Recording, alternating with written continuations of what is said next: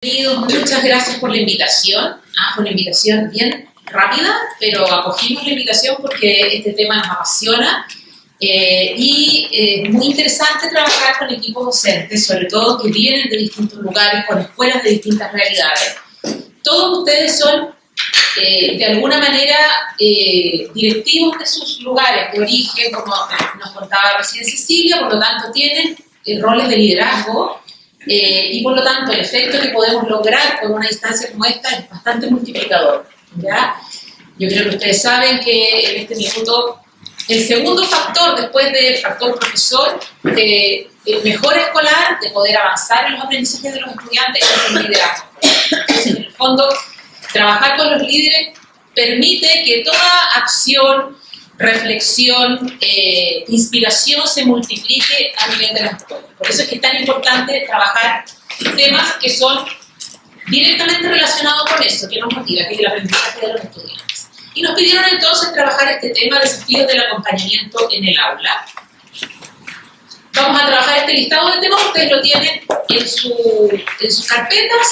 Vamos a revisar qué es la observación de aula, ¿ya? ¿Cuáles son las condiciones que necesitamos para que la evaluación de aula, que la observación de aula sea efectivamente una práctica que permita mejorar los aprendizajes? ¿Y qué es la retroalimentación docente y el uso pedagógico en definitiva de la observación de aula?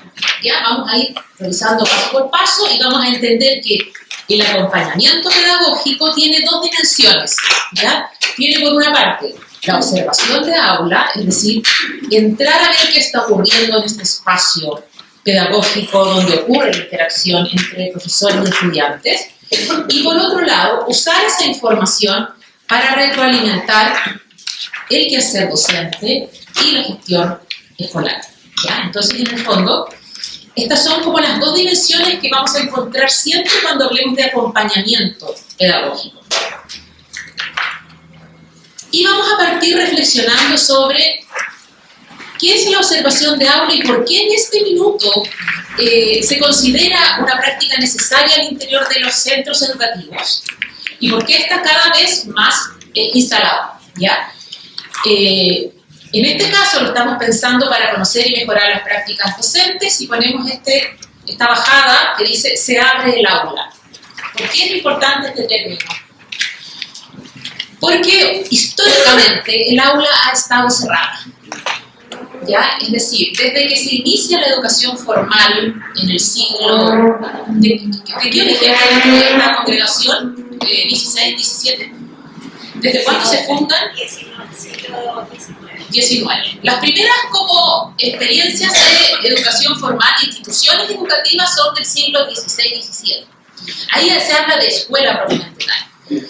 Y en ese entonces, ya hasta hace muy poco tiempo, yo diría, el año pasado, el aula, la sala de clases es un espacio liderado por el docente, ¿ya? A puertas cerradas, ¿ya?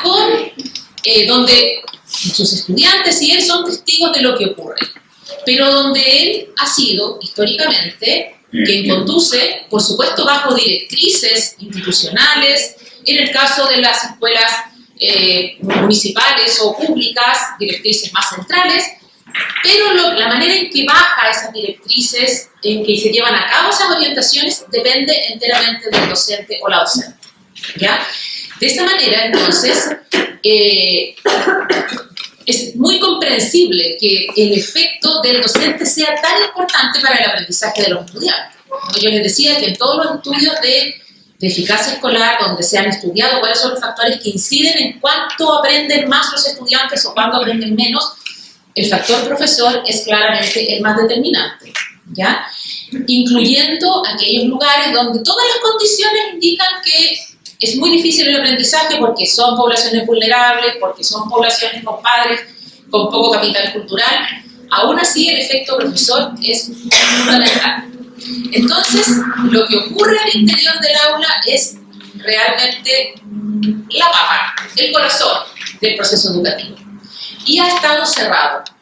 Ha estado cerrado y yo creo que eso ha ido cambiando. Yo creo que todos los quienes hacemos clases lo hemos experimentado, pero hasta hace, yo les diría, no sé, yo diría que las primeras mayoritarias décadas del siglo pasado, del siglo XX, hasta los 60, 70, la autoridad del profesor era indiscutible. Era indiscutible y uno sentía el absoluto derecho de administrar su sala de clases como quería y no había nadie que se lo cuestionara porque uno era, voy a usar una expresión que, para que me lo entiendan, aunque no sea exacta, amo y señor de la sala de clases. ¿Ya? Eso comienza a cambiar, se empieza a abrir la sala de clases por dos razones.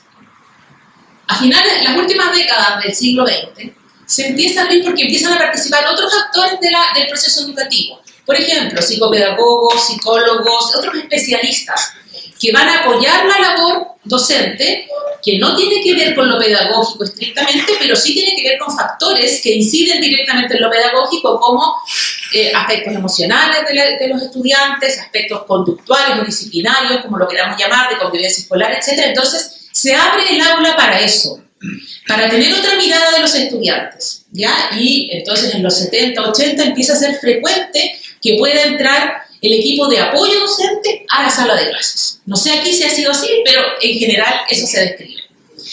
Y entonces se abre el aula y ya tenemos más testigos. Sin embargo, a fines ya en la década de los 80, 90 del siglo pasado, suena raro decir el siglo pasado, ¿no? Pero es así, cada vez estamos más lejos del siglo XX. Comienzan a aparecer estos estudios que yo les decía, donde se empieza a ser evidente que el rol del profesor es demasiado importante para el aprendizaje de los estudiantes y que hay que ponerle ojo a lo que hace el profesor en la sala de clases. Entonces se comienzan a desarrollar lo que se llaman estándares docentes. Los estándares docentes son estos documentos que tienen los países donde se expresa, se describe cómo debe ser un buen profesor. ¿Qué es lo que se espera que sepa, que haga, que dirija, que conduzca un buen docente? Quienes trabajan en colegios particulares subvencionados, ustedes estarán familiarizados con el marco de la buena enseñanza, ¿no? Yo me imagino que los que trabajan acá no tanto, porque es más lejano, ¿o sí? Lo usan porque el marco de la buena enseñanza es muy familiar para tanto colegios municipales como particulares subvencionados, porque es la base del desarrollo de los instrumentos de la evaluación docente y del sistema de reconocimiento. Entonces se conoce muy bien. Sin embargo, como los colegios particulares pagados no tienen esas normativas, no están regidos por esas normativas, no lo conocen muchas veces tanto. Sin embargo, acá tenemos esos estándares y en otros países hay muchos más estándares desarrollados que se desarrollaron, como les decía, a fines del siglo pasado. Como esos estándares entonces declaran lo que debe saber y cómo debe conducirse el docente, comenzamos ya a ver que hay una mayor guía central de qué es lo que tenemos que hacer en la sala de clase, cómo debemos llevar a cabo la clase, cómo debemos interactuar con nuestros estudiantes, cuáles son las mejores prácticas para que aprendan. Y también se empiezan a instalar entonces sistemas de evaluación docente en los países. En Estados Unidos y en Australia fueron los primeros países. Y allí entonces, una de las maneras de saber si el profesor cumplía estos estándares o no, era la observación de clases. Y ahí se entra a la clase, pero con el fin de evaluación docente. ¿Qué les parece a ustedes? ¿Cómo se imaginan que fue eso para los profesores en ese momento? Tremendamente difícil, ¿cierto? Tremendamente resistido, porque es natural. Sobre todo aquellos que sentían que estaban haciendo un buen trabajo, que los estudiantes aprendían, que tenían una buena interacción. Esto debería ser observado para ser evaluado. Por supuesto que instala una ruptura en este acuerdo tácito que existía sobre que yo soy la autoridad de mi sala, ¿ya?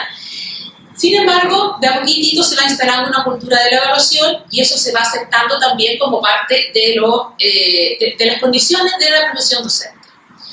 Esto no tiene que ver, pero quiero que lo entendamos también como contexto.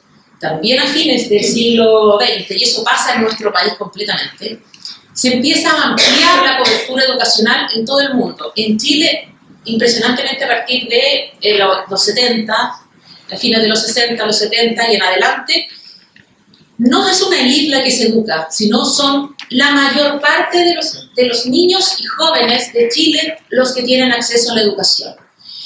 Entonces, nadie dice eso, pero la verdad es que a los profesores se les llenó la sala de mucha mayor diversidad.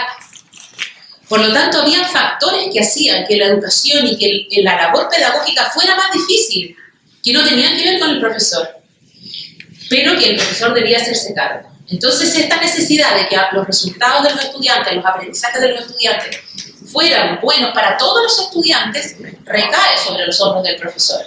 No es que el profesor ahora, desde ese momento en adelante, esté haciendo un trabajo más eficiente, sino que se le pone más dura la tarea con esta diversidad de estudiantes que ingresan al aula, ¿ya?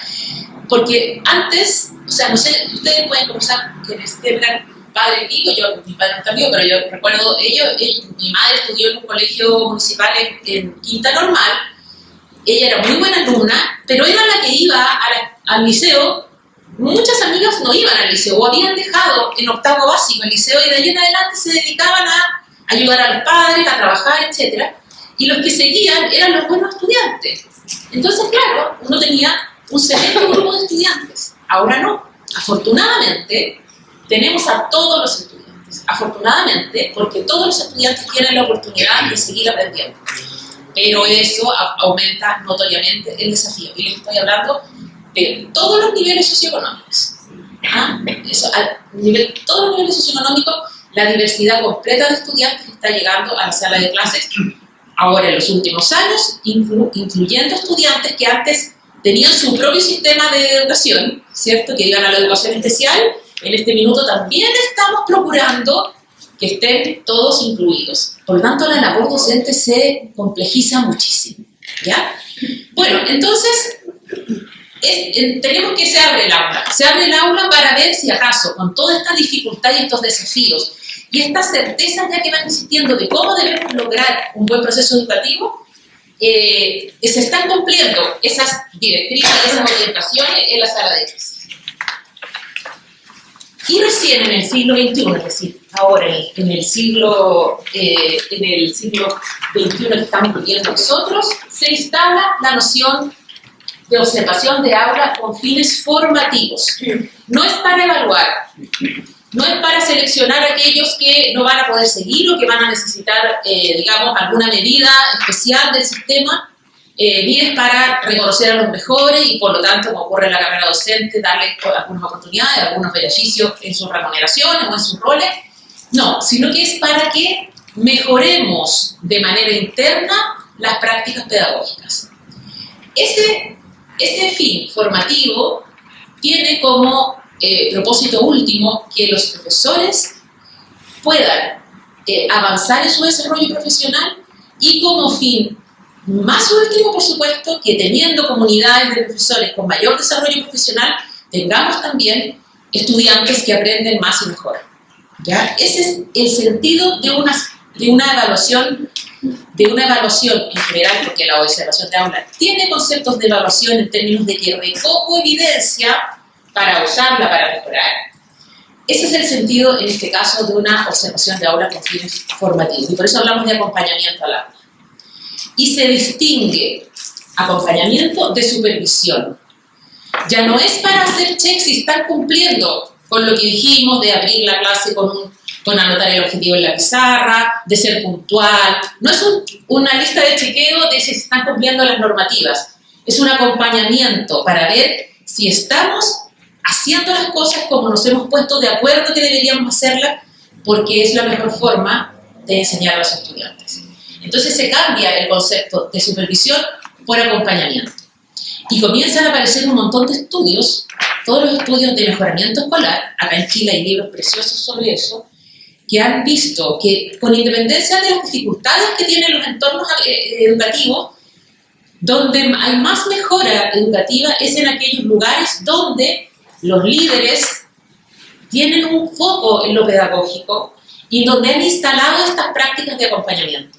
Es decir, donde se han atrevido tanto los líderes como los pares, porque los líderes han instalado esas prácticas, a entrar al aula, a acompañarse y a mirarse para poder retroalimentarse y mejorar entre todos. Entonces, se está viendo que los sistemas de observación y retroalimentación poseen mejores resultados, es decir, efectivamente se mejoran las prácticas pedagógicas, los estudiantes aprenden más cuando hay una participación de toda la comunidad, cuando los líderes pedagógicos han compartido este liderazgo, ¿ya? Y han hecho partícipe de la comunidad de estos sistemas de acompañamiento.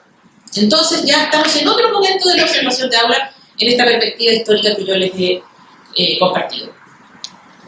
No sé si hay alguna duda, algún comentario hasta ahora. Ustedes me van interrumpiendo.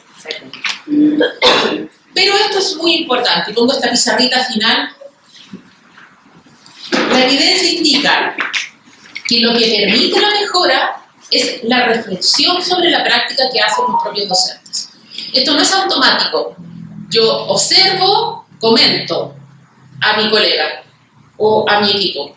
No. Lo que produce el cambio es que en esto mirar, en este recoger evidencia y conversar sobre lo que pasó en la sala de clases, reflexionamos, entendemos, oye, pero ¿por qué en este momento decidiste cambiar a este estudiante de lugar? ¿Por qué cambiaste la actividad en este minuto? Ah, porque en ese momento yo sentí que la otra actividad estaba siendo muy lenta y tenía una mitad de los estudiantes distraídos, entonces decidí aplicar esta otra actividad. Perfecto. ¿Y qué pasó con eso? ¿Cuál fue el efecto? No fue una buena idea, porque los desorienté, porque había un grupo de estudiantes que sí estaban concentrados, y entonces los distraje a ellos y ahora ninguno... Bueno, esa reflexión sobre lo que ocurrió en la sala de clase, ¿por qué decidí hacer tal cosa? No la hice automáticamente de manera rutinaria, no, tomé una decisión con un fundamento pedagógico, y ¿qué efecto tuvo? Positivo o negativo, esa reflexión que se suscita al tener evidencia de lo que pasa en la sala de clase es lo que permite que mejoremos y lo que permite que nos desarrollemos profesionalmente como docentes. Aprender de nuestra propia práctica con otro. ¿Ya? Eso es lo bonito de esto. Pero nosotros somos MIDEUC, venimos de un centro que realiza medición y evaluación y somos en ese sentido bien rigurosos con los procesos de evaluación. Y creemos que toda decisión en la evaluación, tanto la que ustedes realizan en la evaluación de los estudiantes como la que realizamos a nivel institucional, debe ser no solo una actitud a querer mejorar o a querer ayudar a otros.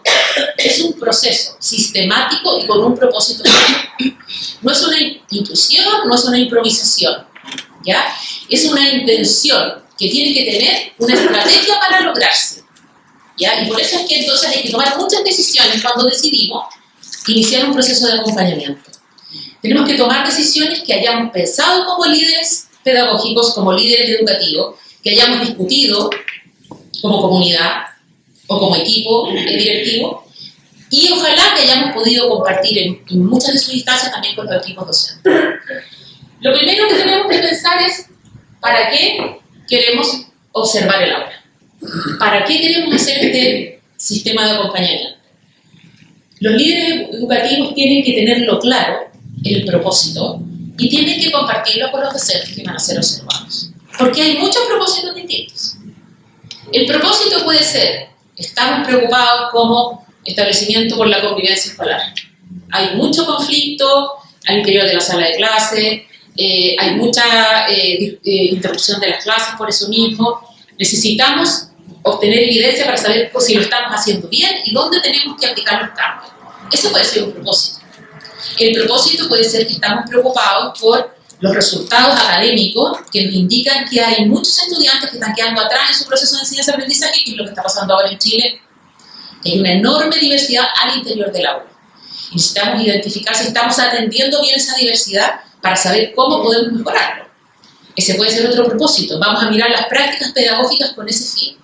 También el propósito puede ser que estamos, por ejemplo,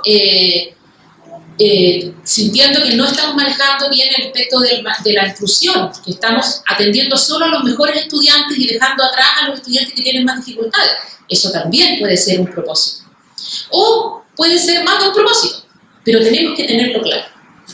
Tenemos que saber a qué vamos a la sala de clases, a qué abrimos la puerta, para qué abrimos la puerta. Porque es muy distinto que yo abra la puerta sabiendo qué es lo que van a observar de mi quehacer, que la abra solo para ser observado. ¿Ah? No me quieren observar porque me quieren observar a mí.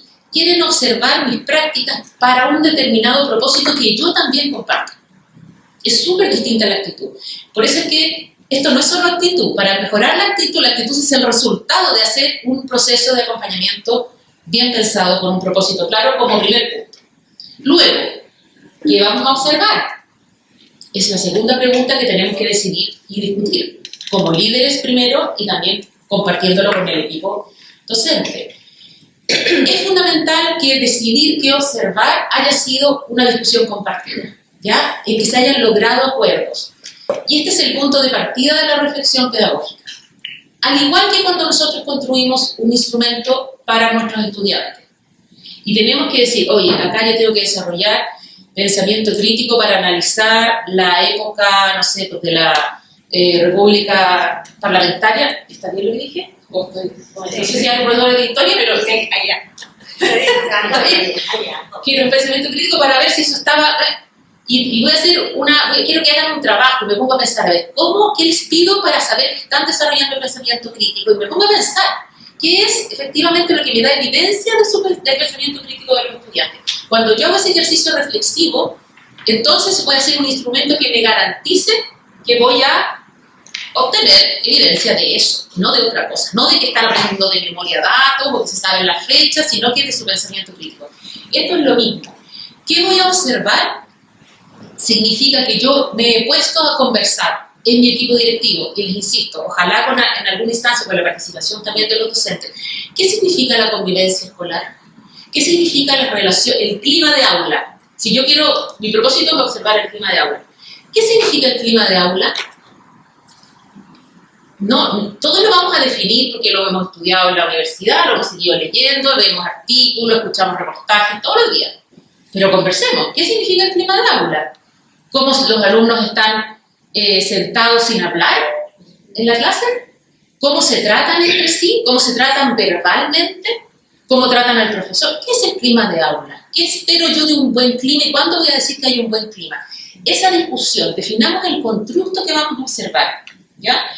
Yo siempre cuento, no sé, he escuchado como 1000 veces, pero cuando hicimos un trabajo con una fundación acá en Santiago para construir instrumentos para observar cómo los profesores desarrollaban la metacognición en sus estudiantes, el taller era de hacer rúbricas, ¿ya? Bueno, nos pasamos 3 horas discutiendo qué era la metacognición, porque todos sabían el concepto teórico, pero cuando decíamos, ya, pero ¿cómo hace el profesor para desarrollar la metacognición? Ya, pero ¿qué es la metacognición? ¿Cómo la veo yo en los estudiantes? Y por lo tanto, ¿qué cosas que diga o haga el profesor permiten desarrollar la metacognición? ¿Y qué cosas que haga el estudiante me permiten darme cuenta que están lográndola? Porque nosotros siempre tenemos metacognición, que el estudiante lleve un cuestionario que diga, ¿qué aprendí hoy? ¿Qué me costó más? ¿Ah? ¿Me gustó o no me gustó la actividad? Y la metacognición es mucho más profundo que eso. Claro, eso puede ser, pero los estudiantes hacen eso de manera automática finalmente. Lo que yo quiero es que él piense sobre su aprendizaje, que él reflexione y lo que él diga es lo que me indica si efectivamente lo está logrando. Entonces tenemos que ponernos a conversar. ¿Qué es una buena actividad pedagógica? ¿Qué es una buena actividad pedagógica? ¿Cómo se ve en la sala de clase esa buena actividad? ¿Qué es un buen clima, como les decía yo? ¿Qué es una buena interacción profesor-alumno? ¿Qué es un buen logro a nivel de inclusión en una sala de clase? Conversémoslo, discutamos, no a nivel teórico. No a nivel teórico porque eso ya lo sabemos, lo encontramos en todas partes. Para nosotros, para nuestra institución, para nuestro conjunto de colegios, para nuestra congregación, ¿le dicen ustedes? Sí. Para nuestra congregación, ¿qué significa ser un buen profesor? No es lo mismo que para la congregación del lado, ¿ya? No es lo mismo que para los distintos colegios a lo mejor también hay diferencias, ¿ya? Bueno, esas discusiones son necesarias cuando yo voy a instalar un sistema de acompañamiento, porque si no, no sé exactamente, o me puedo desorientar en la mitad respecto de qué voy a acompañar. Luego, ¿cómo se observará? Y acá viene como el corazón de lo técnico, que es que necesito un instrumento, aunque sea sencillo, una pauta, un formato de registro, que efectivamente me garantice que mi foco va a estar en aquello que discutí, ¿ya? Porque esto no es solamente que yo voy a entrar a mirar para lo que me dé la impresión. No, si ya lo discutí, lo tengo claro, lo pongo en un instrumento que me permita facilitar la observación y que me asegure que todos los que vamos a ir a observar, vamos a observarlo bien, ¿ya? Entonces, en el fondo, esta es la importancia de un instrumento. Igual que como nosotros construimos instrumentos para saber si nuestros estudiantes han aprendido, no solamente los miramos y los escuchamos, sino que les pedimos que nos respondan algo, que focalice esta exploración que vamos a hacer de ellos. Y luego, la pregunta también muy importante, ¿quién va a observar? ¿Quién va a observar? Como yo les decía, inicialmente observan los directivos, ¿cierto? Pero también pueden ser pares docentes, ¿ya? En un sistema de acompañamiento, cuando ya se ha avanzado en el sistema de acompañamiento, cuando ya se ha avanzado y los líderes pueden distribuir su liderazgo.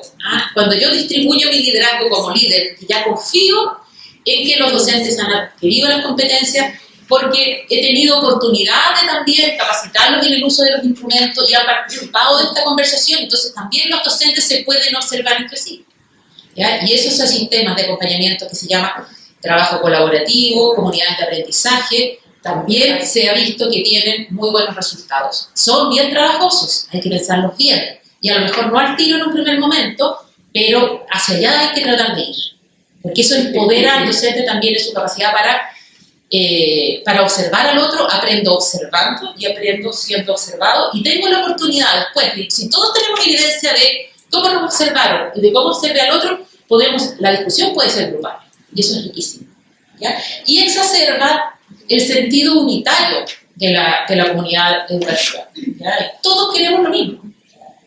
No hay un jefe que me va a mirar y que yo tengo que responder a un jefe, sino que estamos todos observando para un propósito que todos compartimos. Esto es importante en términos de que tenemos que tener las condiciones para poder hacerlo de todas maneras. Y finalmente, ¿cómo usar la información obtenida? Bueno, y aquí viene el corazón del acompañamiento, que es la retroalimentación, ¿ya? Es decir, no sacamos nada con tener súper buenos sistemas de observación. Hay muchos colegios que tienen estupendas pautas, instrumentos y ordenadísimos los horarios de observación, pero que después no tienen tiempo para hacer la retroalimentación. No sirve, yo les diría que de casi nada. Sirve para que los docentes y las docentes estén más atentas, estén más preocupadas de cumplir con lo que se espera de ellas. Sí, yo creo que sirve como automotivación en alguna medida, pero no sirve para la reflexión pedagógica ni para las comunidades de aprendizaje, ¿ya? Entonces, la observación necesita que resguardemos también cuidadosamente los espacios de retroalimentación, que es lo que va a permitir cumplir el propósito del acompañamiento. Muy bien. Definamos entonces lo que yo primero le ponía en el temario. Para mejorar las prácticas docentes tenemos que definir y acordar qué y cómo observar. Y lo primero que teníamos que pensar es por qué vamos a observar el aula, ¿ya? Y aquí, y yo le decía a Cecilia que me entusiasmé con la animación, pero vamos a hacerla bien rapidito. El proceso de enseñanza-aprendizaje es el propósito de nuestro trabajo, ¿cierto? Lo que queremos es que nuestros estudiantes, ojalá todos aprendan lo más posible, que aprendan todo lo que los objetivos de aprendizaje que dicen nuestros currículos o que están establecidos en nuestros proyectos educativos nos proponemos, ¿cierto? Y eso ocurre en el aula. Ocurre en el aula, ¿y quién lo lidera? Lo lidera el docente, ¿ya? Y entonces, ¿qué voy a observar del profesor si yo entro a ver cómo está realizando esto? Voy a observar, necesito que el aula, lo que está ocurriendo en el aula, conducido por el docente, para efectos del proceso de enseñanza-aprendizaje, cumpla con aquello que yo establecí o que yo creo que es lo importante para el éxito de ese proceso. Entonces, lo que yo voy a observar es vamos a llamarlo de esta manera, así lo llama la literatura, la calidad docente en el aula, ¿ya? Para cumplir el propósito que hayamos definido. Pero, sin embargo, voy a tener que entender que calidad docente tiene que ver con tener éxito en este proceso de enseñanza-aprendizaje, ¿ya? Es decir, un buen profesor es aquel que tiene éxito en el proceso de enseñanza-aprendizaje y que logra que sus estudiantes y todos, ojalá, aprendan. Sin embargo, entonces la pregunta que surge es, ¿qué es calidad docente? ¿Qué es un buen profesor? ¿Ya? Esa discusión no está tan clara en todos los espacios educativos. Y eso es lo que necesitamos estar muy de acuerdo cuando vayamos a hacer un proceso de acompañamiento. Puede ser un buen profesor respecto a todos los propósitos que yo les decía, pero que tengamos acuerdo en cómo vamos a entender el conflicto. el concepto constructo, ¿les queda más o menos claro? Sí. Ya. Constructo, voy a repetirlo bien cortito, constructo es todo este concepto que es como abstracto conceptual, que no tiene un referente directo en la realidad, pero que lo entendemos como tal en una materia, ¿cierto? En educación tenemos muchos constructos que, como metacognición, que lo entendemos teóricamente, pero que no tiene un referente en la realidad observable concreto, sino que lo tenemos que definir, operacionalizar, ver cómo lo observamos para poder entenderlo. Entonces, todo este sistema de acompañamiento, el proceso de enseñanza-aprendizaje, la conceptualización de las didácticas específicas, está lleno de constructos y necesitamos ponernos de acuerdo qué vamos a entender por cada uno de ellos. En relación a la calidad docente, hay dos grandes tradiciones en la literatura que hablan de cómo identificar a un buen profesor. ¿Ya? Hay una tradición que es la de la eficacia docente, que como su nombre le indica, yo creo que nos evoca eficacia en algo así como productivo, como bien concreto, ¿no? Son a todos aquellos estudios que estuvieron muy en boga a principios de este siglo, en los 2000, ¿ya? Donde la calidad del docente se mide por los aprendizajes de los estudiantes. Entonces, por lo tanto, lo que se hace para evaluar a los docentes es ver cómo es el resultado de los estudiantes. Y por lo tanto, entonces, se aplican pruebas a los estudiantes. Y los estudiantes que tienen mejores resultados se supone que tienen los mejores profesores. ¿Ya? Esa es una perspectiva. Sin embargo, ustedes estarán pensando, los resultados de esos estudiantes tienen múltiples factores que inciden en eso, aparte del factor profesor, ¿cierto? Por lo tanto, esa información no me sirve para mejorar las prácticas docentes, ¿ya? Simplemente es un poco lo que se le critica al CIMSE, ¿no? Es que el CIMSE, buenos resultados, entonces saludamos a ese colegio, saludamos a ese curso y al profesor de ese curso, ¿ah? Entonces, en algunos casos, yo trabajaba en colegios donde llegaban las tortas después al día siguiente para un profesor con su curso, cuando yo decía, oye, ¿por qué no invitan a los 3 profesores de los cursos anteriores? Si estos alumnos son resultados de todas las otras asignaturas, ¿ya? Bueno, el profesor de lenguaje, como le ha ido bien el CIMSE de lenguaje, se ganaba la torta.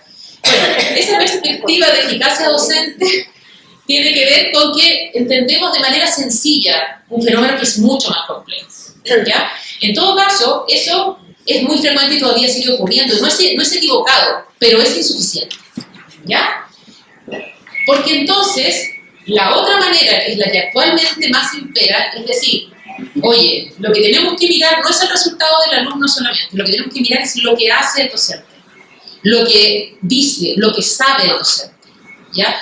Nuestro sistema de evaluación docente en Chile se basa en esta perspectiva, desempeño docente. ¿Por qué se basa en el marco de la buena enseñanza? Se basa en lo que sabemos, hemos discutido y hemos concordado que tenemos que saber o saber hacer como docentes para que nuestros estudiantes logren estos resultados. Entonces, este es el foco.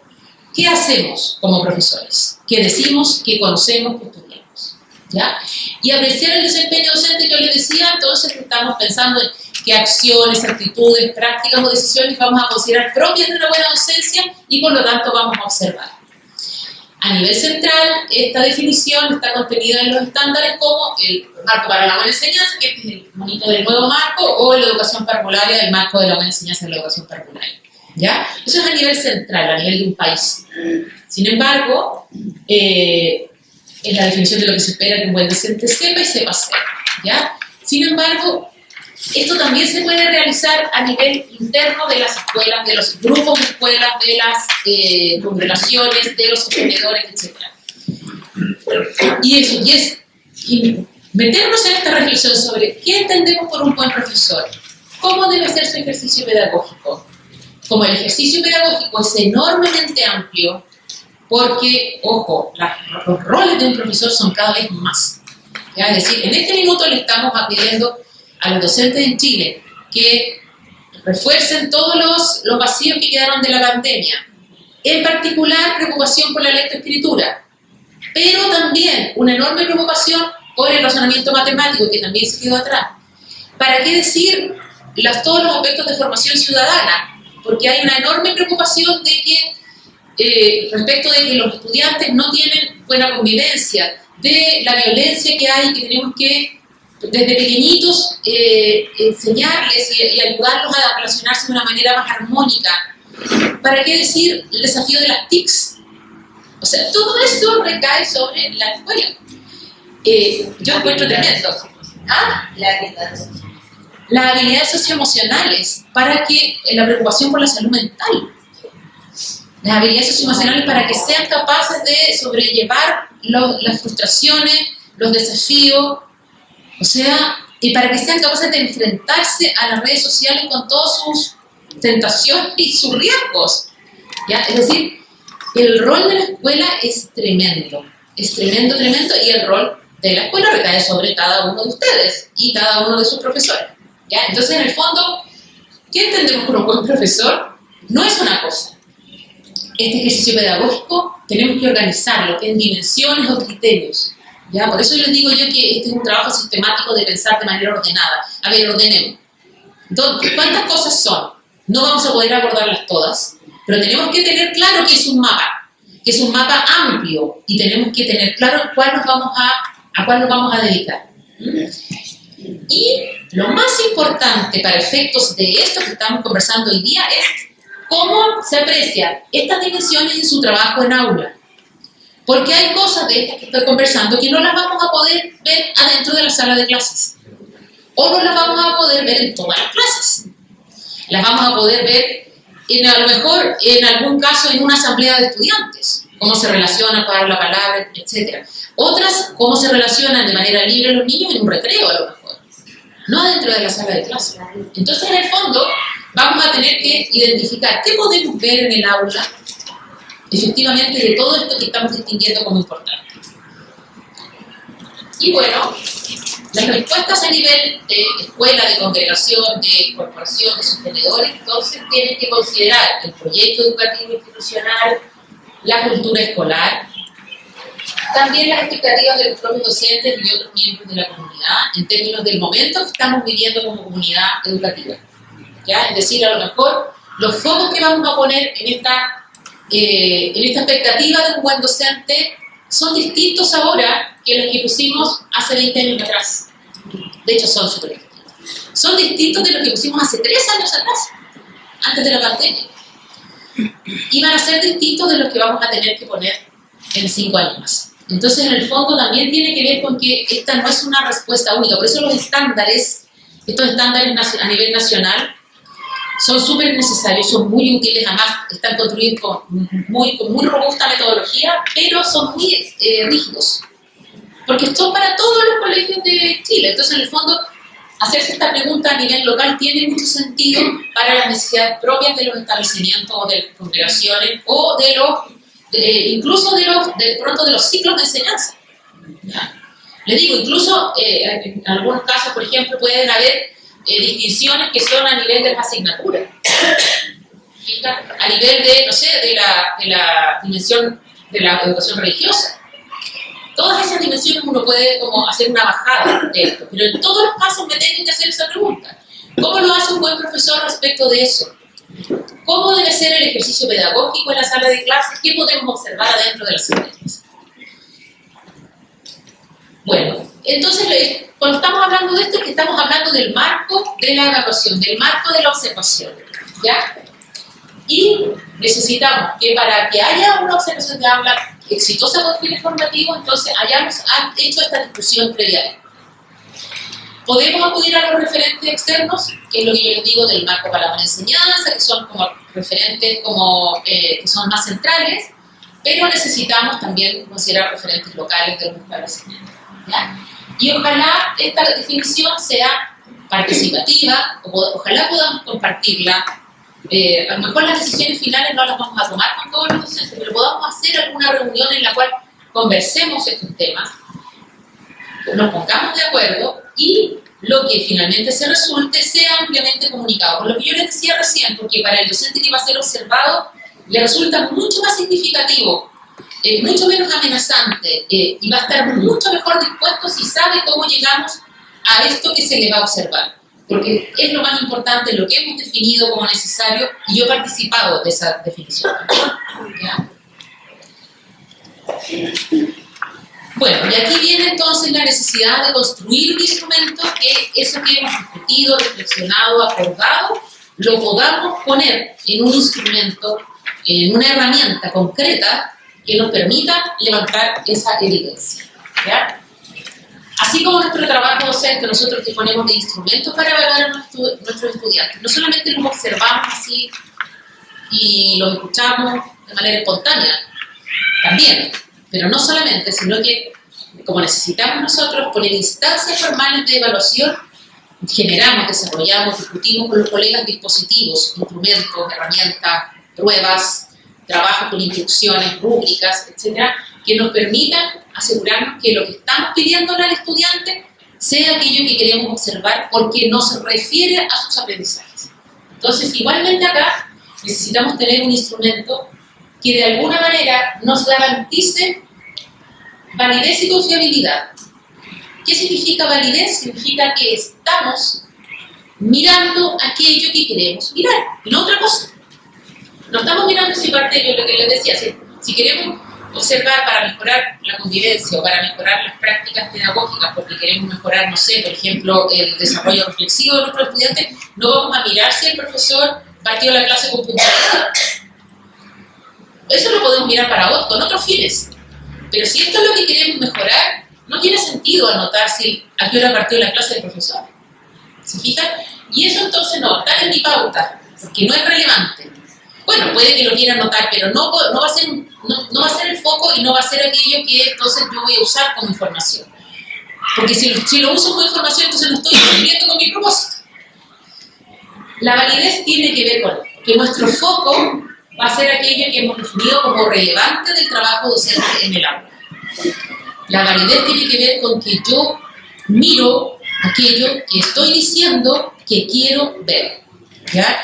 Porque la sala de clases es un mundo lleno de estímulos, donde pasan millones de cosas, donde el profesor dice en cada minuto miles de cosas, y si yo no tengo una cosa que me focalice en lo que voy a observar, me puedo distraer y puedo quedarme concentrada mirando miles de cosas interesantes que pasan en la sala de clases con los 30 y tantos, 40 estudiantes y con un profesor o dos en algún caso de los cursos más pequeñitos, donde pueden estar pasando miles de cosas. Entonces yo necesito para tener un instrumento válido, necesito contar con una pauta o con un formato de registro, ¿ya?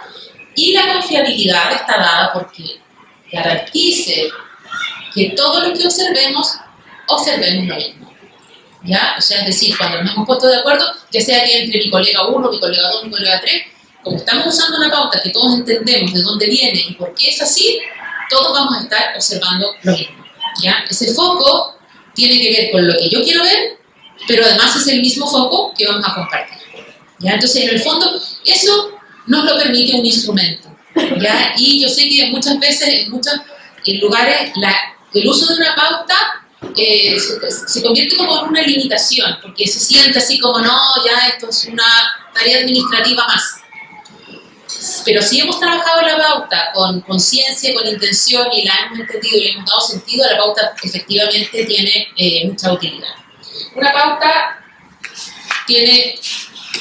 no es fácil de construir. Nosotros tenemos un curso entero para construir una pauta y es súper interesante ver cómo los profes se ponen de acuerdo en qué ponemos en la pauta, cómo lo ponemos, ¿ya?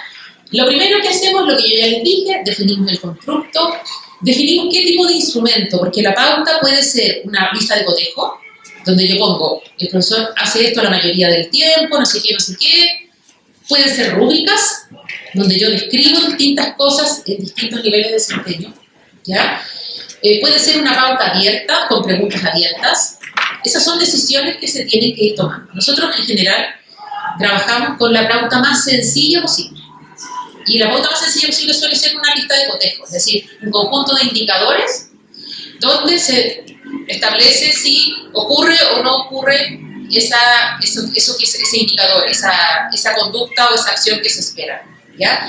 Y que en el fondo los indicadores no son, el profesor siempre hace eso, no, es inusual que ocurra siempre, pero uno pone la mayor parte del tiempo de la clase, ocurre tal cosa, sí o no, ¿ya? Y con espacios en blanco para que uno vaya notando los detalles de lo que va a ocurrir.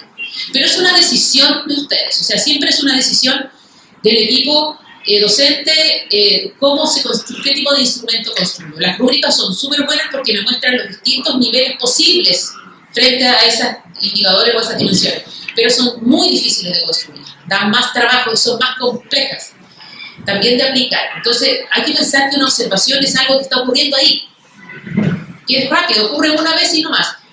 Bueno, no les he dicho, pero también se usan mucho los videos de clase. Ya el Ministerio de Educación tiene un proyecto muy bonito que se llama Ver Más, que es del Centro de Innovación, o sea, está Pro Tecnología, donde se entregan como sistemas para grabar las clases y después se ven. Pero requiere mucho más tiempo, porque hay que grabar y después verla, y discutirla, requiere mucho más tiempo, y también requiere toda la parafernalia tecnológica, que la tecnología es maravillosa, yo soy súper fan de la tecnología, pero la tecnología es un medio, no es un fin.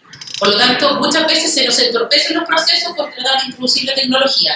La observación tiene esta gracia. Yo cuando puedo, observo, y con mis propios ojitos y mi pauta estoy lista. ¿Ya? Entonces la pauta tiene que estar al servicio de eso. Entonces es importante que el instrumento sea el que más nos ajuste. Identificar las dimensiones y los criterios de evaluación. La pauta se organiza por dimensiones. No es un conjunto de frases. Se organiza por qué voy a mirar determinado aspecto, a lo mejor por momentos de la clase, o por dimensiones del desempeño docente, que es lo más usual. Una vez que definí qué dimensiones, formulo los indicadores, que es el corazón de la pauta y que es tremendamente fundamental hacerlo bien porque tienen que ser observables, ¿ya? O sea, no puedo poner como indicador el profesor tiene una buena actitud frente a sus estudiantes, porque hay una distancia enorme entre decir tiene una buena actitud y lo que yo voy a ver del profesor. Hay una distancia enorme que puede tener distintas interpretaciones según distintos observadores. Entonces, en el fondo, lo que yo puedo poner que sea directamente observable es, por ejemplo, esto es un ejemplo, estos son decisiones siempre de los equipos. Por ejemplo, el docente se refiere a los estudiantes por su nombre, el docente mira, hace contacto visual con los estudiantes cuando conversa con ellos, el docente diversifica las oportunidades de participación de los estudiantes, no sé, cosas que yo puedo observar directamente, ¿ya? Todo aquello que ocurre en la mente o en el corazón del docente o de los estudiantes no me sirve para una pauta de observación. Tengo que asegurarme de ver cómo se traduce eso que siente o piensa el docente en sus acciones, en sus palabras, ¿ya? Y ojo, indicadores no solo para el docente, indicadores también pueden haber para los estudiantes, porque lo que queremos ver la mayor parte del tiempo son interacción profesor-estudiante. Entonces, ver si los estudiantes están atentos a las instrucciones, ver si los estudiantes tienen una respuesta activa a lo que les pide el docente. Eso también me está hablando de si estoy teniendo éxito en mis prácticas pedagógicas, ¿ya? Entonces, en el fondo, eso también es algo que yo puedo incluir como parte de las dimensiones. Al interior de las dimensiones pueden haber indicadores para observar al docente, para observar lo que pasa en la sala de clase a nivel de los estudiantes. En algunos casos también se ponen indicadores referidos al ambiente de la sala de clase, al orden de la sala de clase, a cómo están, cuidados los materiales. Es decir, según lo que mi propósito pueden haber indicadores para observar las distintas cosas que yo necesito. Una vez que tengo entonces mis indicadores, las dimensiones, yo uso la pauta de manera piloto, la ejercito, veo si efectivamente me sirve para aquello que yo quería evaluar, ¿ya? Y esa aplicación piloto la uso sin ningún fin como tomar ninguna decisión ni nada, simplemente para probar. Y luego discutimos, oye, en verdad, este indicador, y eso es la parte más bonita, ahí yo lo puedo usar con un video de clase. A lo mejor lo puedo usar, buscar un video en YouTube, hay muchas clases en YouTube de profesores que han subido sus clases de la evaluación docente, y la puedo usar. Nos juntamos como equipo directivo y la vemos. A ver, ¿nos sirvió para mirar la clase? O en verdad eran muy vagos los indicadores, o eran muchos los indicadores, o se repetían y en el fondo estaban apuntando a lo mismo y estoy perdiendo tiempo rellenando tanto, o me faltan cosas fundamentales que no vi. Entonces, una vez que ejercité, apliqué pilotamente esta pauta, entonces hago los ajustes para tener mi pauta definitiva, ¿ya? Esto es, en esta lámina resumimos lo que hacemos en un curso como de 3D. Bueno, y esta es como una forma típica de pauta, Ya es una típica que pueden ser, les insisto, pueden ser muchos otros formatos según lo que les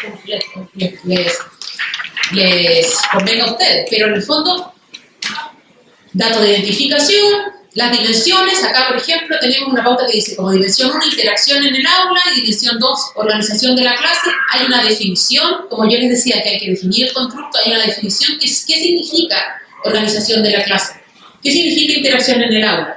Ya acá por ejemplo, interacción en el aula, ustedes no alcanzan a ver, pero yo tampoco, pero... no, pero el lente.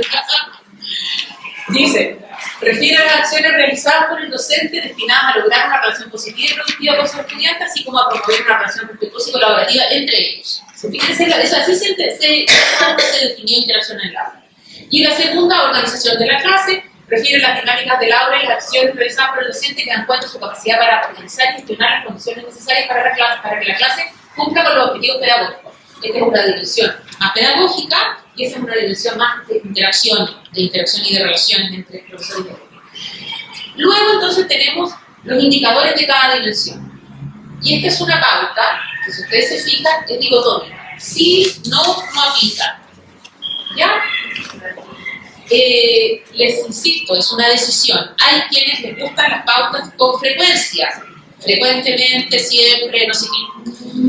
El problema de la pauta con frecuencia es que hay que estar contando. Hay que estar diciendo, frecuentemente, a veces, pero entonces cuánto fue más de una vez, y entonces se complejiza un poco la aplicación. Por eso a nosotros nos gustan las pautas más sencillas, ¿ya? Pero son decisiones de cada equipo. Una escala de registro, como les decía, y recuadros para registro de comentarios, que son muy importantes. Acá hay comentarios donde se anotan cosas que tienen que ver con por qué yo marqué así en ese indicador. Y ahí pongo lo que ocurrió en verdad. Pedrito le dijo a su compañero tal cosa y el profesor le contestó esta otra.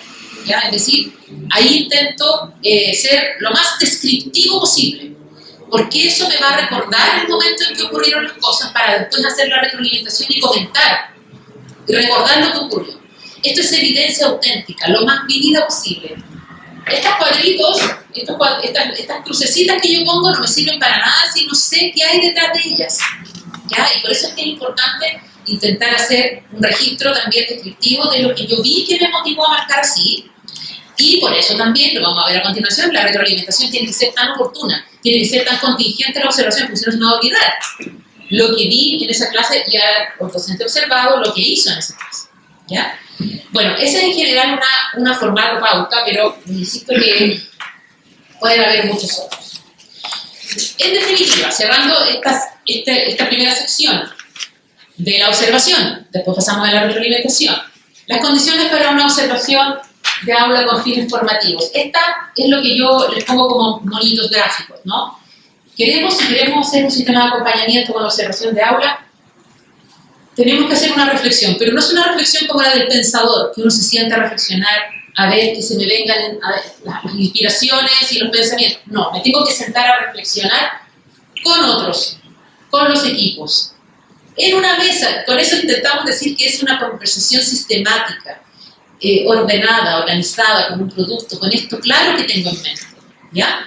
Y participativa. Y luego de eso, entonces, voy a abrir las puertas del aula, ¿ya? Entonces, no es solamente una actitud, sino que tiene esta necesidad de hacerlo sistemática.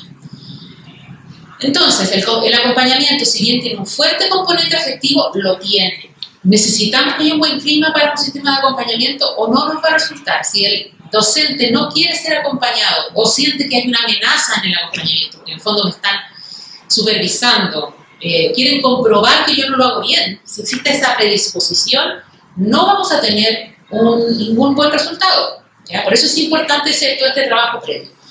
Entonces tiene un fuerte componente afectivo, pero además de eso debe estar sustentado en un proceso reflexivo, planificado y sistemático del equipo directivo y docente. ¿Ya? Esa es la primera premisa respecto de la observación.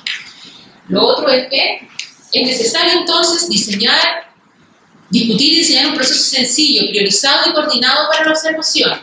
Si nos ponemos ambiciosos y queremos hacer observaciones que duran 2 horas todos los días, vamos a boicotear el sistema, porque esto tiene que insertarse en la dinámica cotidiana de las escuelas, donde efectivamente lo podamos hacer realistamente, donde no se convierta en una carga para el que observa o para el que es observado, ¿ya? Entonces, tenemos que pensar en un proceso sencillo, que priorice lo que es más importante, ¿ya? Donde nos pongamos de acuerdo, bien, cuál es el mejor momento para observar, cuál es el mejor día, con qué periodicidad, a quién observa a quién, ¿ya? Sencillo, ¿ya? Los sistemas de observación muy complejos, que son una tremenda, de repente los colegios tienen unas tremendas mallas de observación.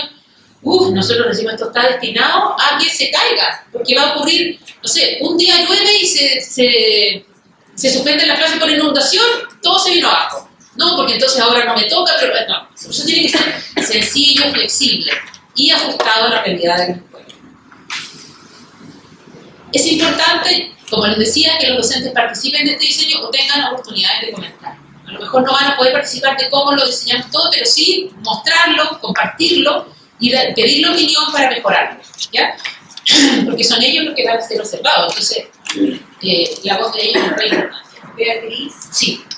Por eso entonces tenemos de pronto, queremos cubrir a mucha gente, pero llegamos al término del semestre y nos pasa que nos concentramos solo en un pequeño grupo que generalmente son los nuevos o los que están teniendo mayor dificultad y dejamos el resto, que podría ser una tremenda contribución al establecimiento, sin hacer esta observación. Así es. Por lo tanto, ¿qué nos sugieres? Bueno, es que depende de tu propósito. Porque si tu propósito efectivamente es hacer un sistema de mentoría para acompañar a los profesores nuevos, eso estaría bien. Pero si tú quieres hacer un proceso de acompañamiento para mejorar... Muchas gracias.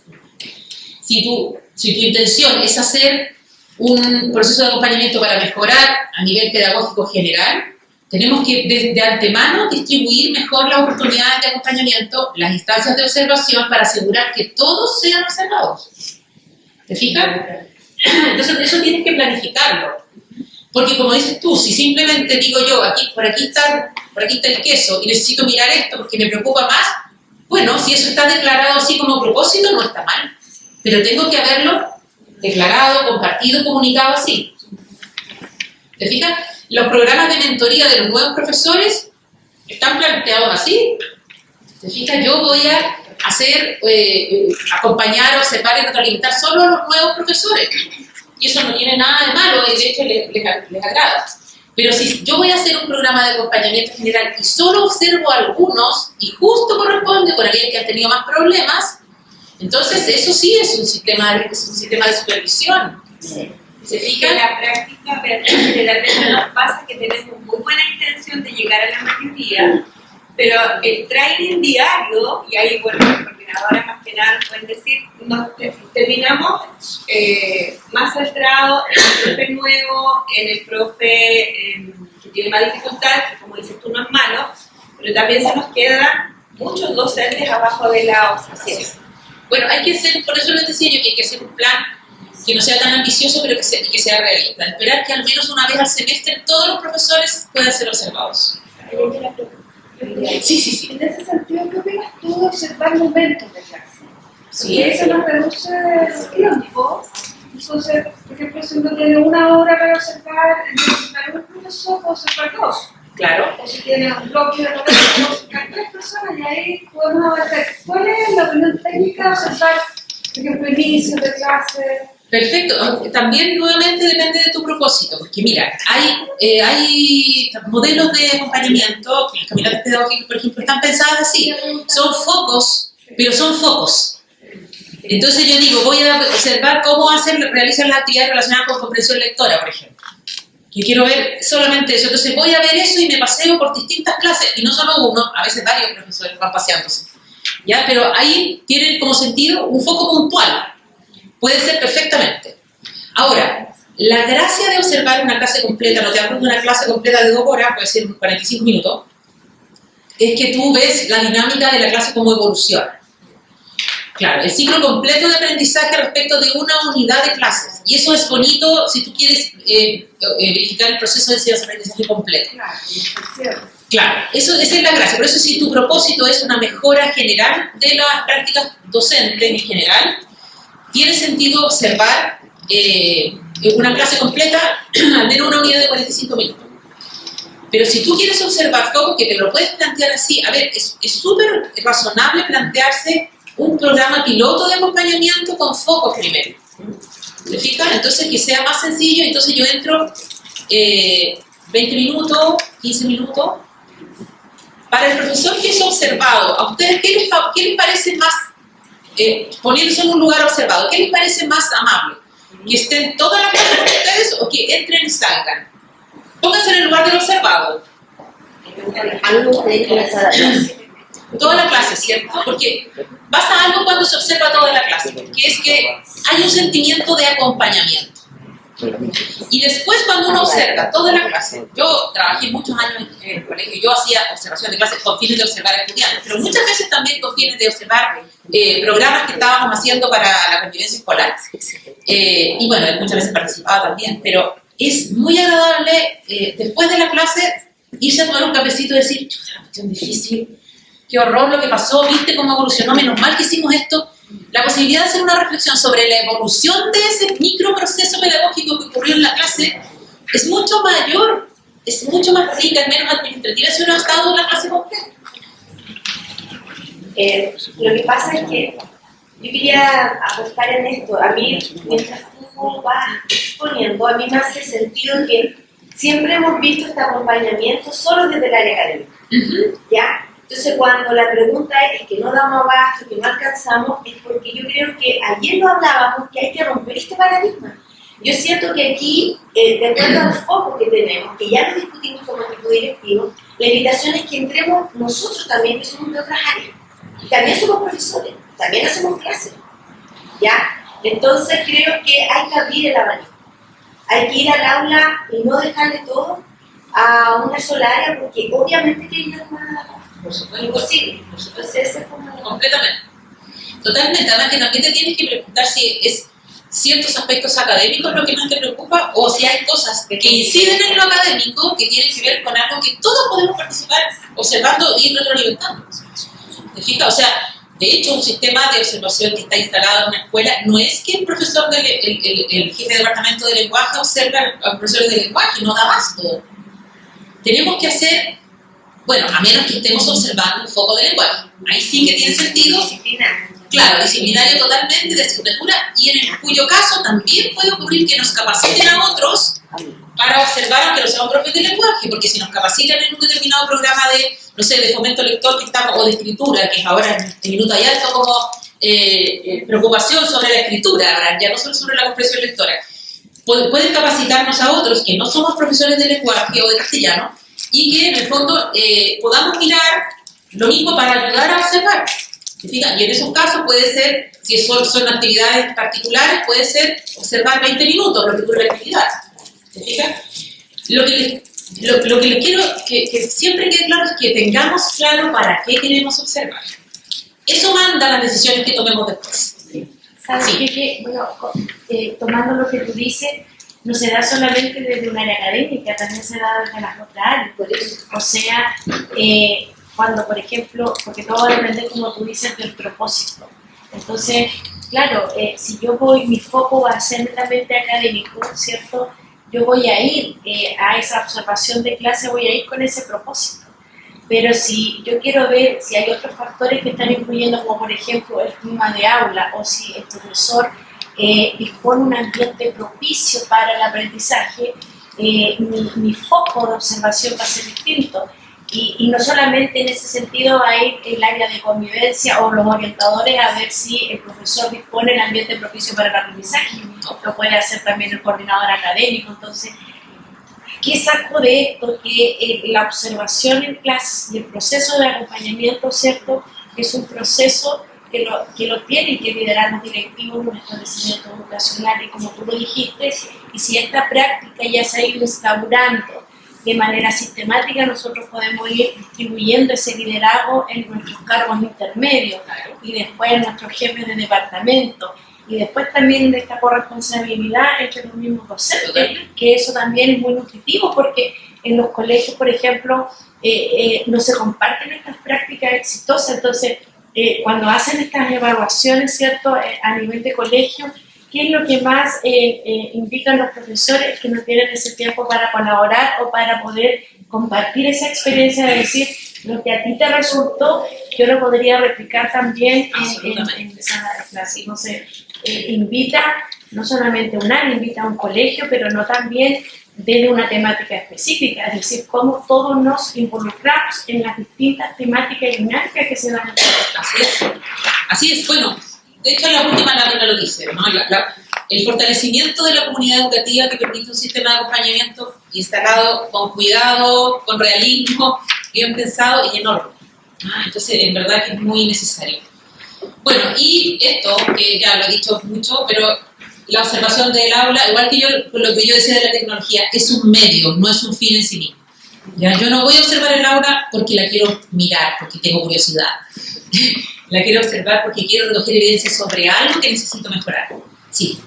Algo que siempre como discutimos, tengo relación que viene acá en el equipo discutimos mucho esto de aviso o no aviso al profesor que voy a ir a entrar al aula. Y tenemos discusiones en el equipo, hay el equipo en el camarín. No, porque tendría que estar bien preparado siempre, otras creemos que quiere que avisarle, que tiene que como que lo quiere ir a pillar y se tiene un mal clima. La literatura dice claramente que se tiene que avisar y tiene que ser de mutuo acuerdo, pero en la realidad o en la cultura evaluativa nacional, ¿qué es lo más óptimo? Lo más óptimo es avisar. Sí, o sea, digamos, si acaso efectivamente tú quieres instalar, reducir todas las resistencias y las percepciones de amenaza, necesariamente tú tienes que programar la observación y la retroalimentación también. Dejar todo eso lo más organizado posible. Se puede cambiar, por supuesto. ¿Te fijas? Y tú puedes decir la última hora, profe, sabes que no voy a poder ir el martes, voy a ir mañana. Le cambio. Ahora, esto no significa que el profesor tiene que preparar su clase distinto porque lo van a observar. Yo creo que eso también está como en la preparación que tengamos del sistema. Él tiene que hacer su mejor clase siempre y también cuando lo van a observar. Su mejor clase posible. Pero entrar en cualquier momento, mira, la verdad es que si hay un propósito claro, lo razonable es que no hay ningún motivo para no avisar antes. ¿Te fijas? Entrar en cualquier momento solamente tiene justificación cuando en verdad no hay tiempo y hay como una urgencia que hace que apenas tengamos un minuto nos metemos en una sala, que también ocurre. Te fijas que los directivos están tan ocupados que no pueden organizar cuando se me desocupe un rato dentro, cuando me falle un apoderado dentro. ¿Te fijas? Entonces, en ese sentido, claro, como para aprovechar el tiempo. También puede ser, pero un sistema esencialmente debe estar planificado. Debe estar planificado. No hay, aparte de lo que te decía, de aprovechar los minutitos que tengas, no hay una razón para no planificar. ¿Ya? Y el que yo quiera observar lo más auténtico posible del profesor, sí, pero el profesor no va a hacer nada más que lo mejor que puede hacer.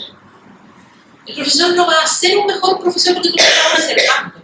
El profesor va a hacer lo mejor que puede cuando lo estás observando, pero no puede hacer más de lo que siempre hace. ¿Te fijas? Entonces, en el fondo, el ver la mejor práctica posible del docente es una súper buena experiencia también. ¿Te fijas? Porque no quiero verlo para pillarlo. Bueno, y respecto de eso, yo quería decir, ¿cuál es tu nombre? Natalia. Lo que decía Natalia, de cómo compartimos las buenas prácticas.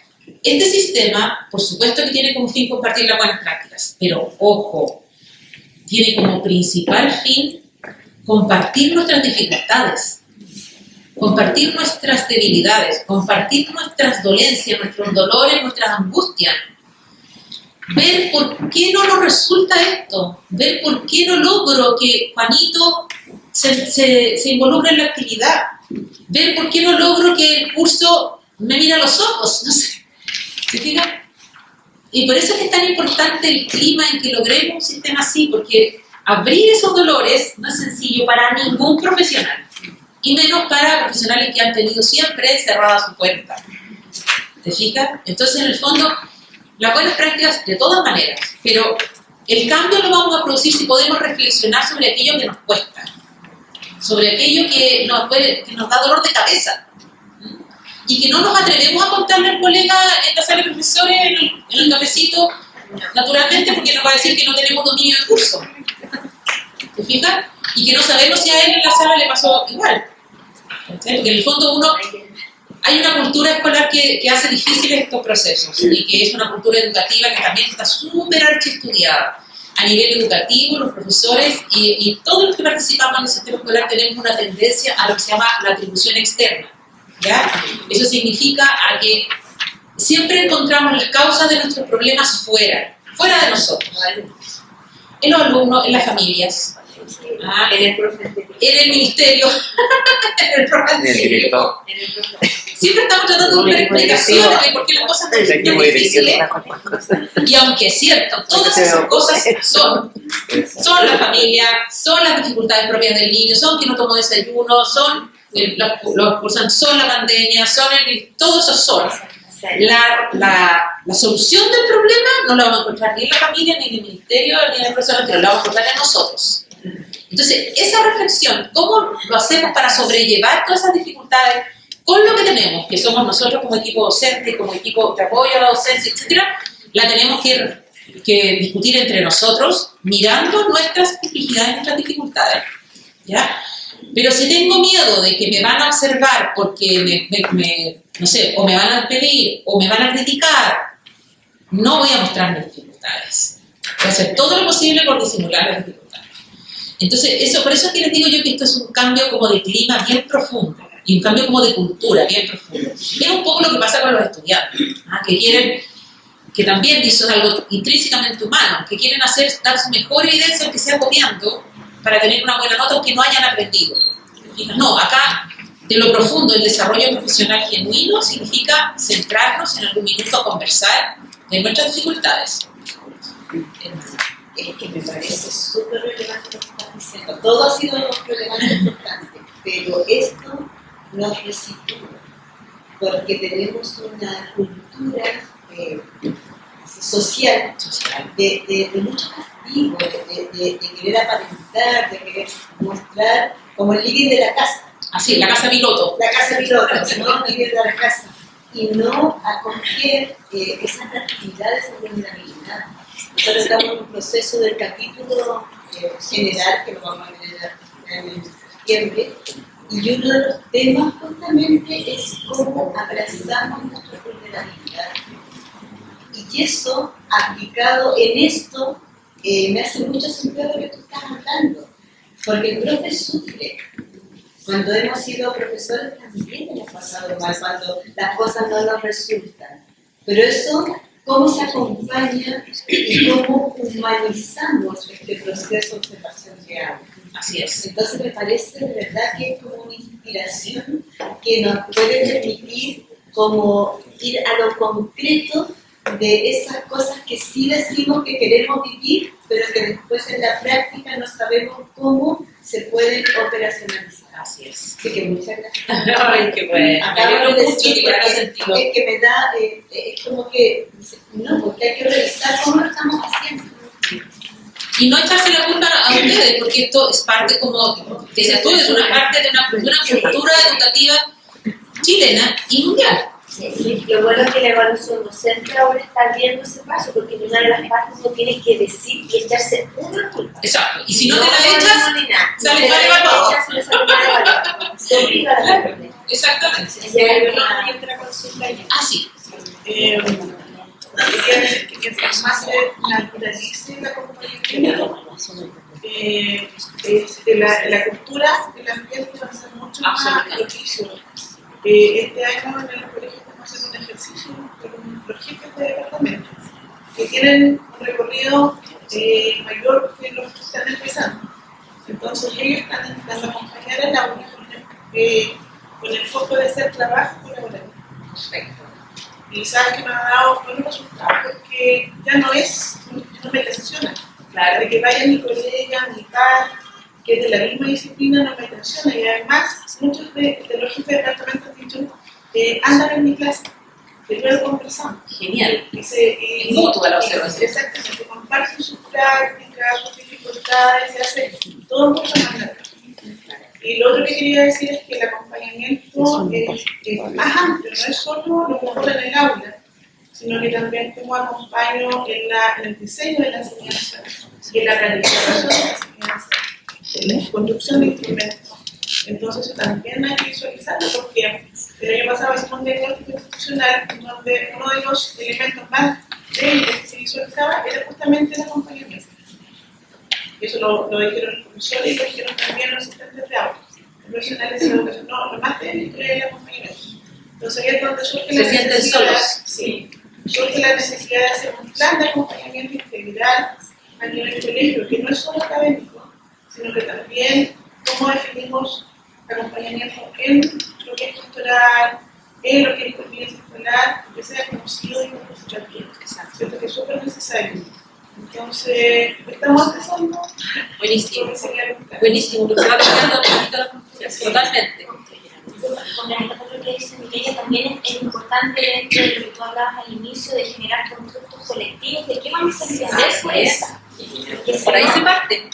Cuando decimos, sí, el acompañamiento al aula, no es que nunca me fue una vez, entonces no me acompañaron. Y lo que dice Mireia es cierto, o sea, la observación y retroalimentación de aula es una parte del acompañamiento, entonces si todos tenemos claro a nivel institucional que vamos a tener sobre el acompañamiento, yo creo que también despejamos algunas visiones o susceptibilidades de lo que el docente puede sentir, porque nosotros tuvimos un concepto, no nos sentimos solos. Quiero que me acompañen. ¿Te encuentras al aula? No, pero no quiero que vayan al aula. ¿Qué entonces me lo quieres? ¿Cómo te sientes acompañado? O sea, yo creo que esa dinámica de reflexión es la primera que tenemos que establecer para poder... Absolutamente. En este minuto se entiende como en la literatura acompañamiento como observación y retroalimentación, pero efectivamente en la realidad el acompañamiento tiene muchas otras dimensiones que tienen que ver con los distintos quehaceres docentes, donde también hay resistencias para ser acompañado. Y aquí hay un tema re importante, que a veces el acompañamiento no es que los docentes no quieran ser acompañados, sino que también como directivos nos cuesta acompañar porque nos sentimos muy responsables. El micrófono. Nos sentimos muy responsables. Por eso es que la idea de un acompañamiento mutuo, de una comunidad de aprendizaje, donde el directivo tampoco tiene la plenipotencialidad, así se dice, de saber lo que hay que hacer y cómo hay que hacerlo. Si el mundo educativo ha cambiado para todos, para los directivos, los docentes, los asistentes de educación, para todos, todos estamos perdidos.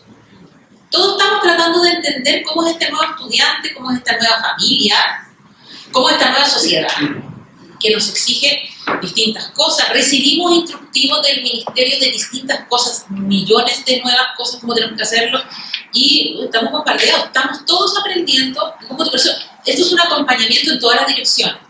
Por eso es que parte con los directivos que tienen el liderazgo de poderlo diseñar y de poderlo implementar, pero el propósito no es que nosotros como directivos sabios vamos a acompañar a los docentes que están desorientados, no. El propósito final es que entre todos vamos a aprender, por eso se habla de comunidades de aprendizaje.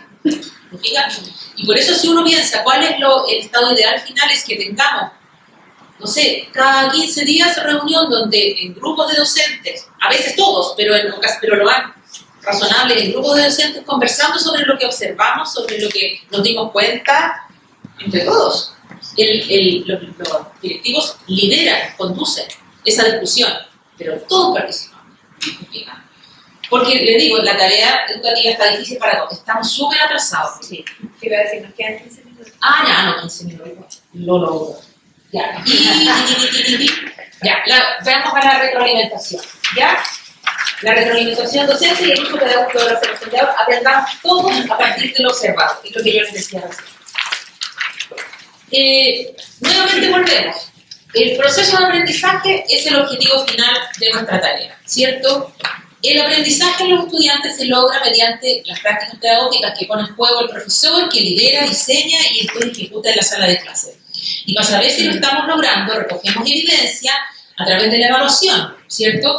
Eso retroalimenta al estudiante porque le dice cómo va su aprendizaje al recibir un instrumento con nuestros comentarios y una calificación, eso lo retroalimenta, y también retroalimenta al profesor porque le dice cómo están aprendiendo los estudiantes, ¿ya? Y cómo estoy haciéndolo en relación a estas prácticas pedagógicas. Esa es una vía directa de retroalimentación del proceso de enseñanza-aprendizaje para profesor y para estudiante, la evaluación, ¿ya? Pero, bueno, nosotros en MIDE nos dedicamos a la evaluación, eso la encontramos maravillosa. Pero hay una segunda vía de retroalimentación, que es la observación de aula. Y aquí ya la evidencia no es del resultado del proceso de aprendizaje, sino que es de la ocurrencia del proceso de enseñanza-aprendizaje mientras el docente lo está conduciendo. Y ahí entonces tenemos otra nueva vía de retroalimentación, ¿ya?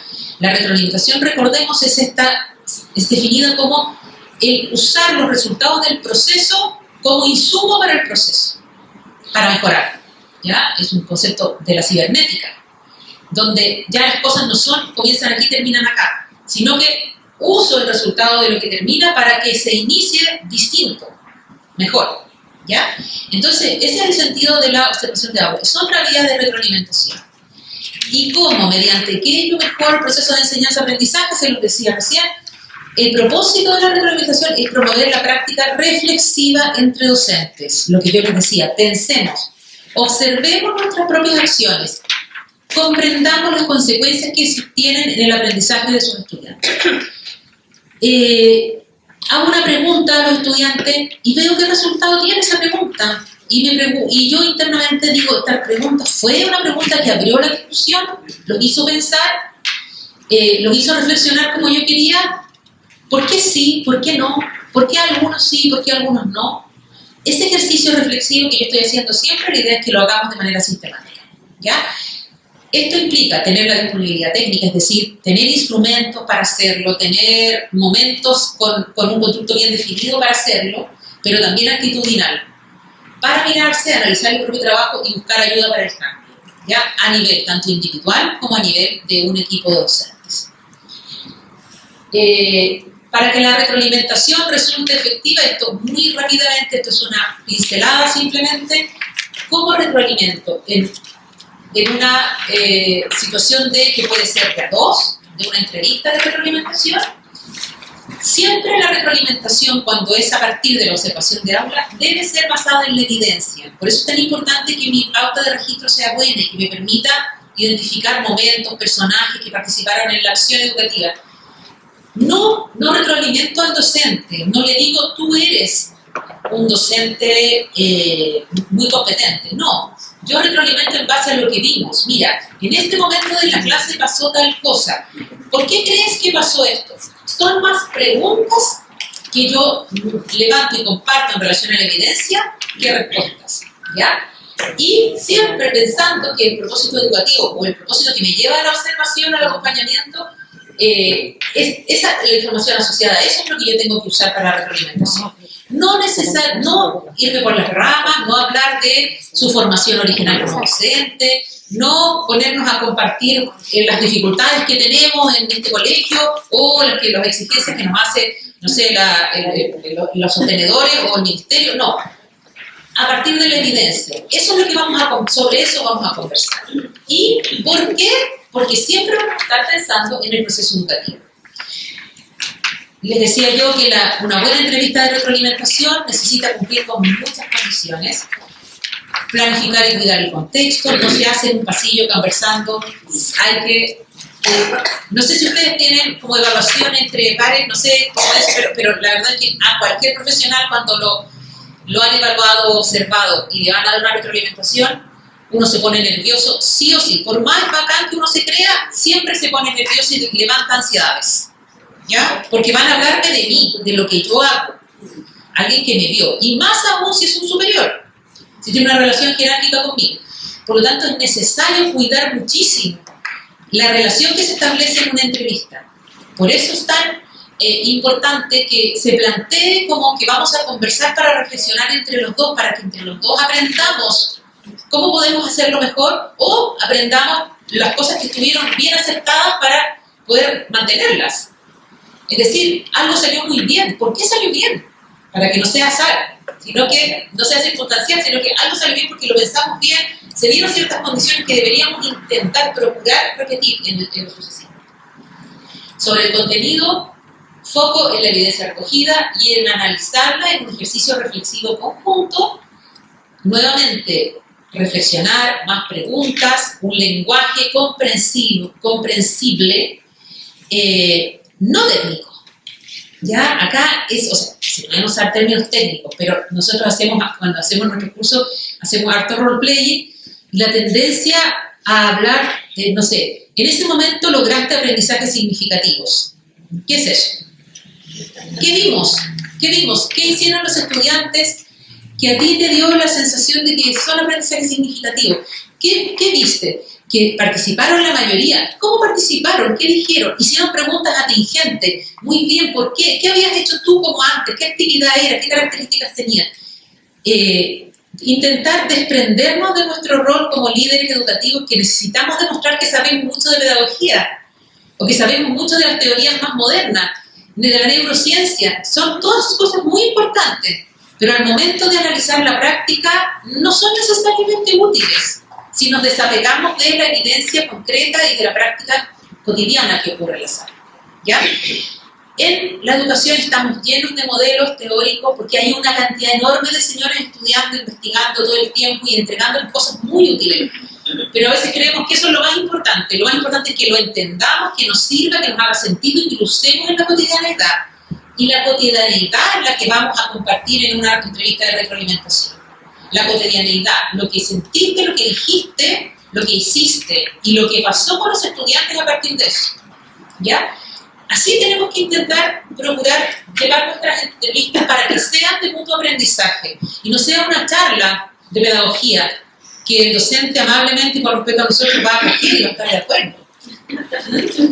Pero la verdad es que eso no le va a permitir reflexionar, ni a nosotros, como retroalimentadores. ¿Ya? Bueno, la retroalimentación también puede ser grupal. Esto es lo que yo les quería decir. En el marco del trabajo colaborativo entre docentes o a través de la conformación de comunidades de aprendizaje, poniéndole en común la evidencia recogida previamente analizada por cada docente. Por ejemplo, el observador, los observadores, si es observación entre pares o si es observador por jefe del departamento, etc., le entrega la pauta de observación. Y uno la ve, no tiene por qué ser un instrumento oculto, porque yo no puse nada confidencial ahí. Nada insultante, no hay nada que ocultar. Entonces yo le paso y analizamos. Entonces ahora vamos a ver nuestro marco de referencia que discutimos previamente. ¿Estamos logrando esto? ¿Estamos logrando el desarrollo del pensamiento crítico? ¿Cómo lo entendimos en la sala de clase? Que las preguntas hagan que los estudiantes se pongan en distintos lugares, en distintas perspectivas, que los alumnos argumenten sus propios puntos de vista. ¿Lo estamos logrando? A ver, cada uno mire su pauta. ¿Cómo quedamos evaluados en eso? Demos ejemplos. ¿Qué pasó? ¿Por qué tampoco? ¿Cuál es el problema? ¿Son las actividades que estamos haciendo? ¿Nos falta a lo mejor profundizar más en determinado contenido? ¿Nos falta hacer más ejercicios de modelamiento sobre esas habilidades? No sé. Pero todos estamos analizando nuestras propias como los desempeños observados por otro y en conjunto, con una pauta que guía los equipos directivos, todos los docentes pueden participar en el análisis. ¿Ya? Y eso es una retroalimentación colectiva. Entonces, compartiendo conclusiones con relación a fortalezas y debilidades, analizando necesidades de apoyo de la comunidad educativa y diseñando soluciones innovadoras. Ese es el propósito final, ¿eh? Yo creo que ahí como que hasta yo me he perdido cuál es el propósito. Es que a partir de las debilidades que identificamos y que comprendimos, se nos ocurran cómo salir de ahí. A ver, cuando las entrevistas son bilaterales entre un directivo y un docente, es fundamental al final de la entrevista decir, ¿cómo te puedo ayudar? ¿Qué necesitas? ¿Qué podemos hacer? Propongámonos cosas los dos. Asumamos compromisos ambos, ¿ya? Y cuando es grupal, entre todos. ¿Qué podemos hacer entre todos? Al corto plazo, al mediano plazo, al largo plazo. Si queremos lograr esto, ¿qué acciones vamos a necesitar? ¿A qué podemos comprometernos realistamente de aquí a 2 semanas, de aquí a fin de semestre? ¿Ya? Es decir, un plan de trabajo cuando uno tiene estas comunidades puede ir diseñando soluciones. Nunca ser demasiado ambicioso. La ambición en el mundo del sistema escolar mata todas las iniciativas. Seamos realistas, seamos sencillos, pero seamos concretos. ¿Ya? Y en ese sentido, entre todos es más fácil lograr cosas. Cuando el profesor participa de esta discusión, está comprometido también a hacer cambios para sí mismo y que sirva también a los demás. Bueno, en definitiva, entonces, un proceso de acompañamiento tiene impacto a distintos niveles. Y aquí un poco lo que decía la hermana al principio, a nivel de los docentes, porque promueve el desarrollo profesional docente, a nivel de la comunidad educativa, porque favorece vínculos profesionales positivos, y la comunidad educativa, estoy pensando en toda la comunidad docente, paradocente, en todos los equipos directivos, pero también podemos incluir aquí a apoderados, ¿ya? También podemos incluir a apoderados en este trabajo si estamos hablando de asuntos que tienen que ver más allá solamente que con los docentes. Por ejemplo, si queremos hablar de convivencia escolar, también en alguna instancia podemos hacer participar a los apoderados en una pequeña actividad que incluimos en la reunión de apoderados, donde recogemos su opinión sobre algo, ¿ya? O donde les contamos lo que estamos haciendo. Y, por supuesto, a nivel de los resultados de nuestro proceso, de nuestra tarea final, que es que los estudiantes aprenden, ¿ya? Y para terminar, en la última lámina, claro, un proceso de acompañamiento es complejo, requiere mucho trabajo en equipo. Se deben evaluar cuidadosamente las condiciones de contexto antes de ponerlo en marcha. Todo lo que hemos conversado, esas son las condiciones de contexto.